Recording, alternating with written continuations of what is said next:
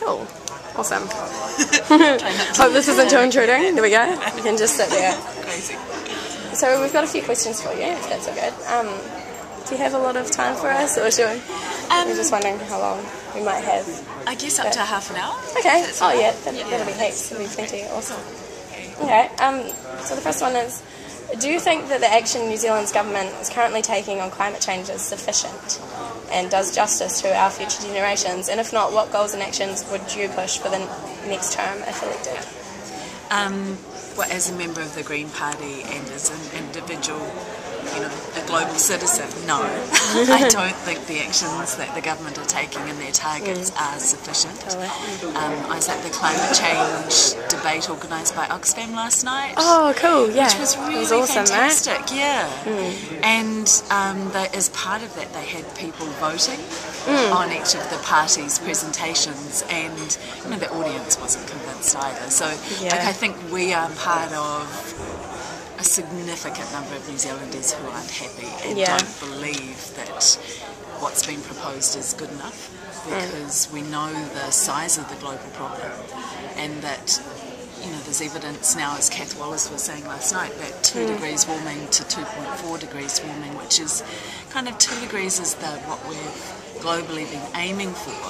Yeah. But that's still going to have a 50-50 chance of runaway climate change. Yeah, and it's a bit too much. Which is going to change the entire world as we know it, and we'll have no control whatsoever of what happens to our environment or ourselves in that environment. So, in that scenario. So, it's not good enough. We need to get really radical about this and set some realistic targets to protect ourselves, and we need to, globally, we need to take that lead here to be able to be advocates internationally.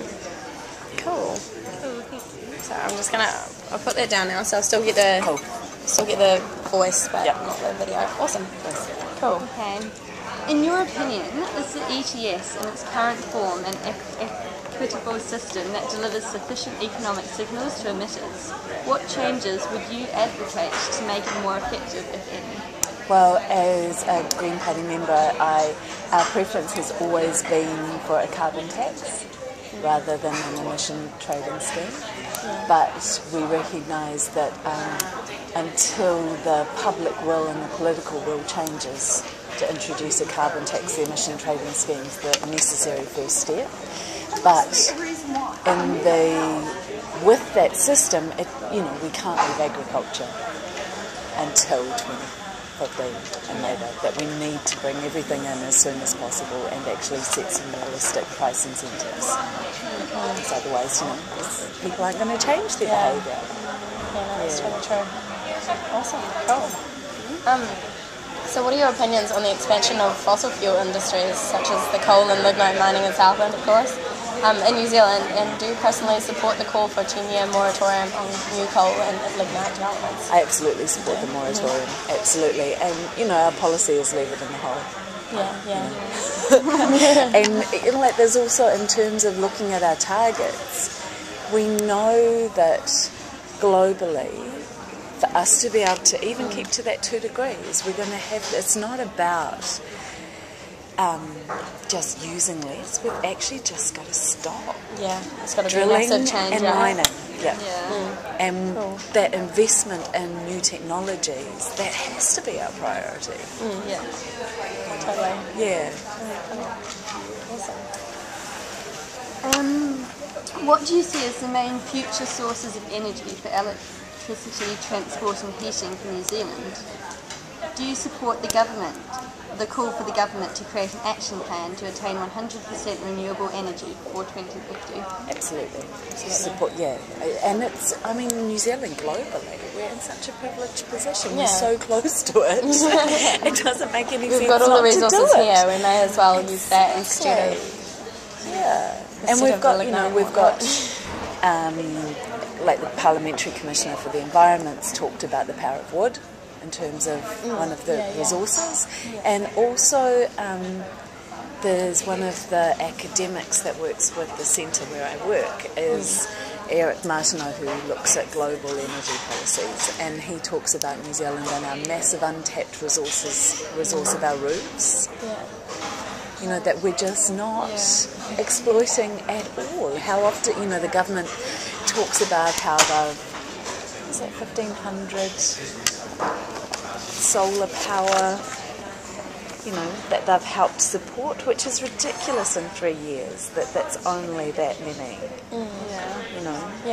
It could be far more instead of supporting other fossil fuel industries, right? Yeah, but also I think there's a really key question is on top of the renewable energies is actually investing in urban design so that people don't need to use fossil fuels or even alternative energies to get around, that we can actually use our own energy to get places. And if we designed our houses better, facing towards the sun and being well insulated, then actually we wouldn't need to use nearly as much energy as what we do at the moment. So the whole idea of actually reducing what we use as well as, changing where we get it from. Yeah, exactly. Cool. So do you think the government should be doing more to promote research, development and deployment of low carbon and more sustainable technologies and practice in New Zealand, and what would those things be? One of the 3 key green election platforms for this election is about green jobs, and within that election platform is a really significant investment in R&D, particularly in relation to renewable energies. And it's the idea of, rather than selling state assets, the government actually investing in start-up companies in this area. That when then, as we know, globally the pressure on resources is just going to get tighter and tighter, and this knowledge is going to become more and more valuable. So why not actually have our government invest in it for the country to be able to get the return in the long run? And within the tertiary sector, it's ridiculous at the moment, the lack of money going into this area. It's just there needs, and there can be so easily, and the returns are going to be really good. And that's a no-brainer. Do you perceive New Zealand's dependence on oil as a risk to our economy in the age of high and increasing oil prices? Do you support the reallocation of spending on new roads towards low carbon and public transport emissions? Yes. And particularly, I live in Paikakurikia, so I'm standing in the Mana electorate, which goes from Porirua to Paiparauma, and that's where this government is looking at putting through what they're calling the Sandhills Expressway, which is an American-style motorway through the heart of Kapiti Coast, and which has a negative cost-benefit ratio. And we're going to be borrowing money for something that is locking us into a future of oil and fossil fuel use that we won't have. And at the same time, I take the train into Wellington, and to get to the hospital and back every day it costs me about $30. And people on low incomes, how do you afford that? I get the point that we should be encouraging and living closer to our work so that we're not needing to do that. But we need to be conscious of connections between communities, and we need to make active transport and public transport a viable option for people.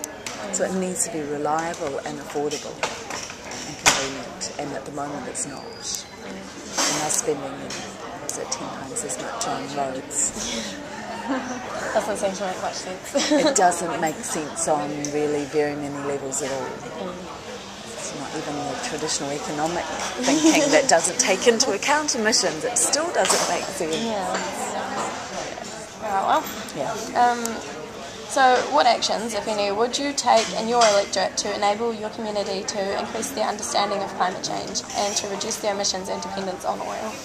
Well, I guess part of that is being in the north of the electorate, because Mana's really a fascinating electorate in that there's 2 very distinct communities in terms of Porirua and then Kapiti Coast. And in the north, I'm part of the community initiatives to oppose the motorway, and I see that as really critical, and the work and the understanding around climate change within that work is public education.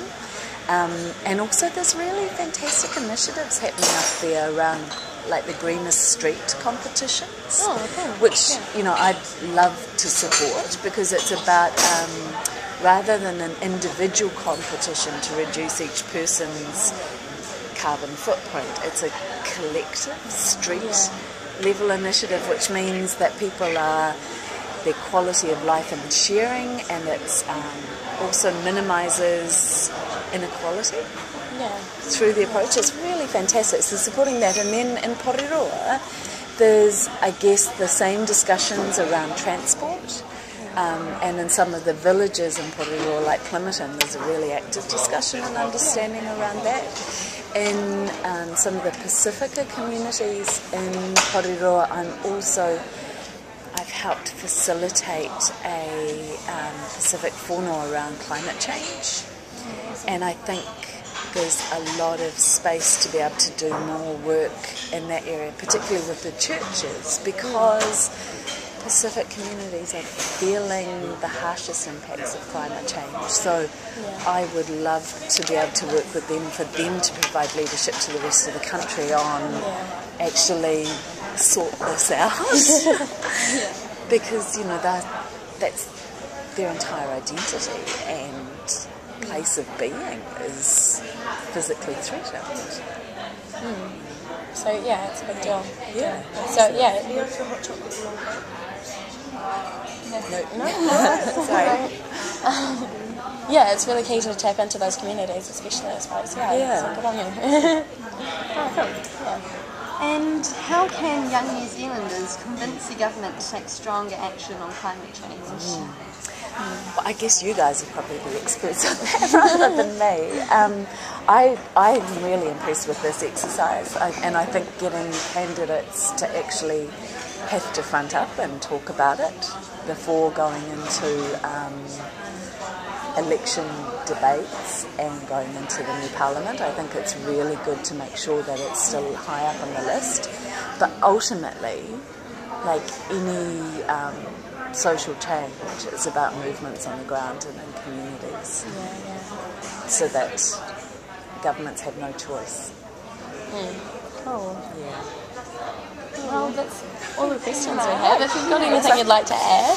No, I'm just really interested to see how it goes. Yeah, so it's going pretty good at the moment. Got a few things on with, I can stop it.